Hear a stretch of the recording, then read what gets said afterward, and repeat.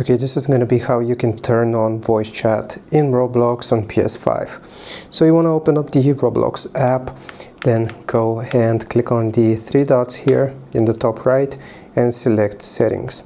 Now the first thing that you need to do is to get your controller and make sure this is not pressed, or this button is not pressed. As you can see, we get the muted mic icon in the top right. So if this isn't lit up, then you're good to go. So that's the first step.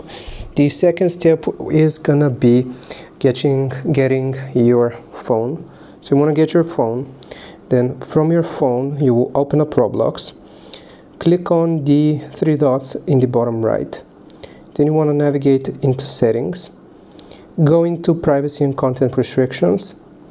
Here make sure you select communication and party chat, and here party voice chat, all friends, trusted friends, no one. So make sure you set this to all friends, and that way now you can use voice chat on PS5.